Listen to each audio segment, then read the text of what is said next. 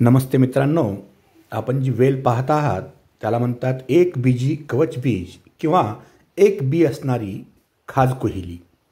आपली जी नेहमीची खाजकुहिली असते त्याचप्रमाणे पण याचा मोठा वेल असतो आणि याच्या शेंगेमध्ये केवळ एकच बी असते, म्हणून याला म्युकुना मोनोस्पर्मा असं म्हणतात।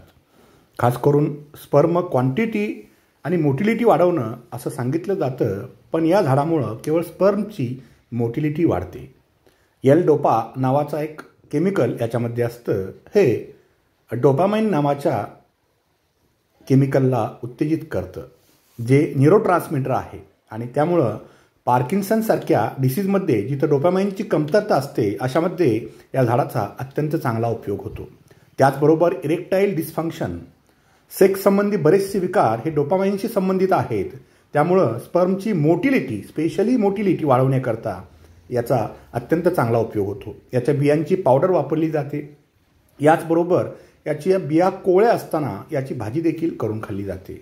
आता डोपामाइन आणि ऑक्सिटोसिन जे लव हार्मोन म्हणून ओळखलं जातं, याचा सेक्सशी फार जवळचा संबंध आहे। त्यामुळं हे प्लांट जर आपण सेवनात घेतलं तर निश्चितपणे आपल्याला सेक्शुअल व्हिगर पण वाढेल, त्याचबरोबर पार्किन्सनसारखा डिसीजसुद्धा निश्चितपणे बरा होईल।